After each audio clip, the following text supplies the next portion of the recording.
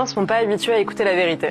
Et donc quand on dit des choses aussi banales que des chiffres qui sont publics, qui sont officiels, ça choque les gens parce qu'ils ne l'entendent jamais. C'est pas du tout ni démagogique, ni populiste, ni rien du tout, c'est dans la Déclaration des droits de l'homme.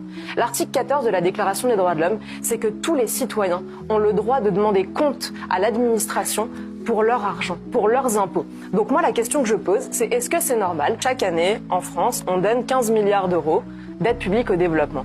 Mais le problème, c'est que la générosité de l'État, elle se fait pas avec l'argent de l'État, elle se fait avec votre argent, à tous. L'argent de tous les gens qui nous regardent, qui triment toute la journée pour aller donner de l'argent à qui à la fin? Au Mozambique, au Sénégal, à l'Algérie et la chose la plus aberrante à mes yeux, à la Chine. On donne 130 millions d'euros à la Chine, c'est la deuxième puissance économique du monde, on l'aide à se développer, on est fantastique. Parce que nous, on est Crésus, on a tellement d'argent, on roule sur l'or, alors on le gaspille comme ça, on le donne au monde entier. Et ce qui est fou en réalité, c'est que dans le même temps, ici à Paris, on fait des appels aux dons pour financer des scanners à l'hôpital Georges Pompidou. C'est ça qui est fou. Je regarde par exemple, on va former le personnel soignant aux Comores. Et nous, on manque de personnel soignant qualifié. On va former des magistrats en Afrique. Et nous, on manque de magistrats.